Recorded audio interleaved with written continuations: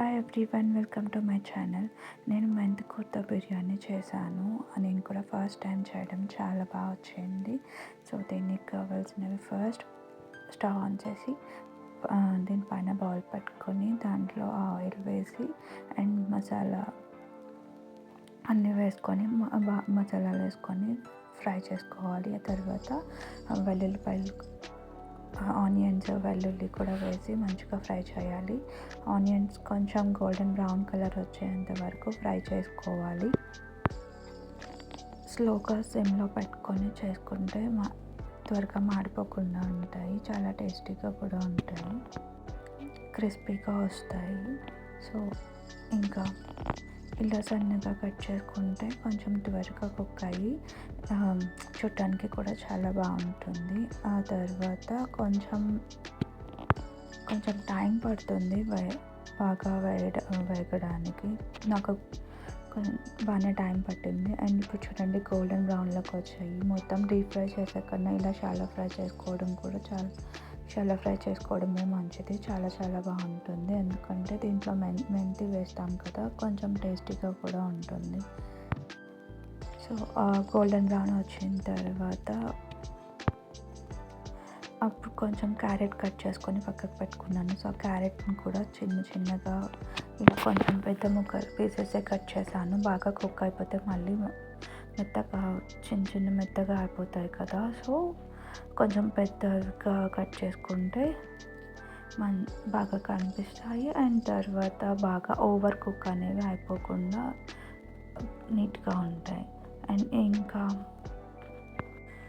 ఆలు కూడా అలానే చిన్న పీసెస్ కింద కట్ చేసుకొని అవి కూడా యాడ్ చేసుకున్నాను. వాటన్నిటిని కూడా బాగా ఫ్రై చేయాలి.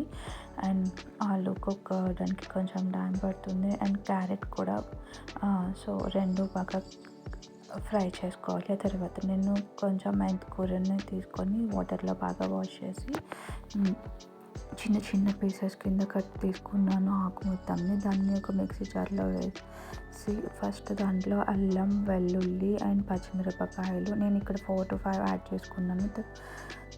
అండ్ తర్వాత లాస్ట్లో మిర్చి పౌడర్ కూడా కొంచెం యాడ్ చేస్తాను, అందుకే కొంచెం 4 తీసుకున్నాను. అండ్ తర్వాత దాంట్లోకి బాగా కడిగి పెట్టుకున్న మెంతి కూరని కూడా వేసి బాగా గ్రైండ్ చేసుకోవాలి, పేస్ట్ లాగా. కొంచెం వాటర్ పడతాయి, అది కూడా యాడ్ చేసుకొని గ్రైండ్ చేసుకోవాలి.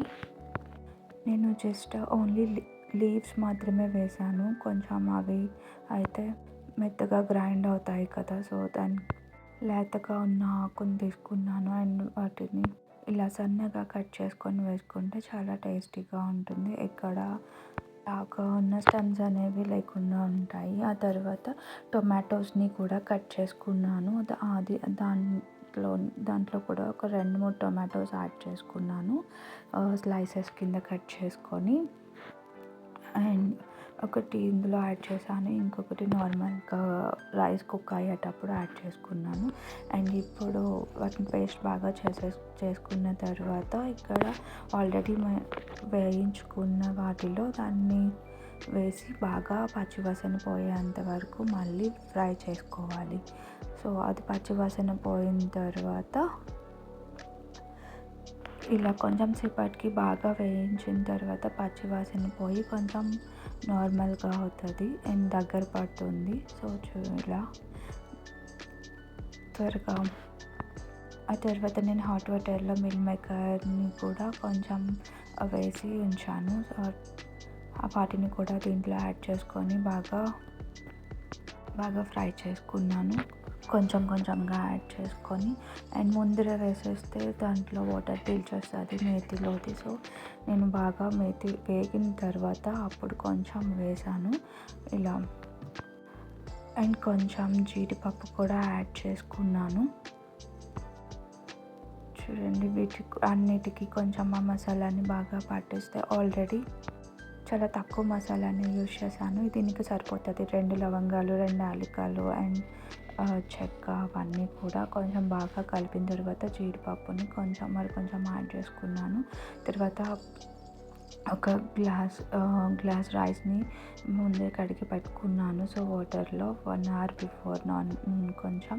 అండ్ తర్వాత ఒక గ్లాస్కి నేను బాస్మతి రైస్ కాదు, నార్మల్ రైసే యూజ్ చేశాను. దీనికి ఇదే బాగుంటుంది. సో 1 గ్లాస్కి 2 గ్లాసెస్ వాటర్ పడుతుంది.